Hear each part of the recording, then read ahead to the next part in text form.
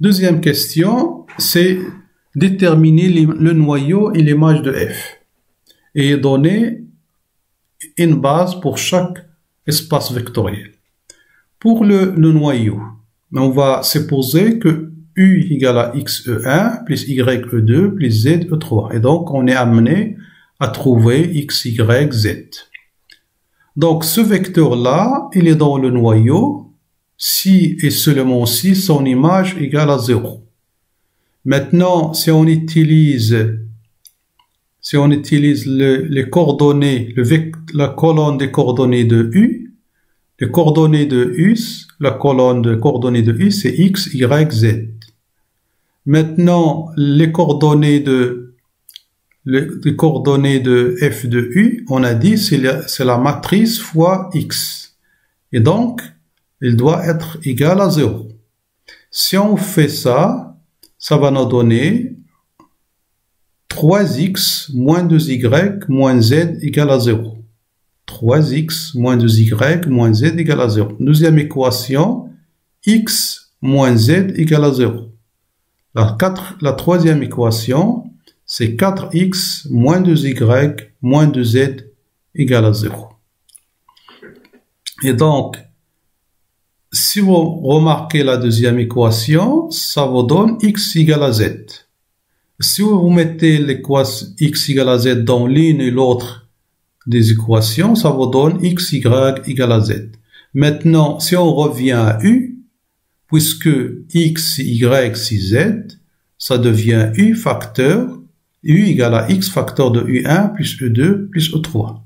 Ou bien x facteur de 1, 1, 1. Donc, c'est quoi le noyau de R, de F? C'est le vecteur des vecteurs 1, 1, 1. Et donc, on en déduit que 1, 1, puisque c'est un seul vecteur non nul, donc c'est une base, et plus la dimension des noyaux, c'est 1. L'image. On peut tout de suite deviner la dimension de l'image en utilisant le théorème du rond, puisque la dimension de E égale la dimension de l'image plus la dimension du noyau. La dimension du noyau c'est 1 et la dimension de l'espace c'est 3. Donc la dimension de l'image égale à 3 moins 1 égale à 2. On va voir si on va trouver 2. Maintenant, f de x, y, z. On peut l'écrire, si on factorise par x, c'est x facteur de 3, 1, 4. Donc c'est x facteur de 3, 1, 4. Plus, la même chose, on fait y en facteur.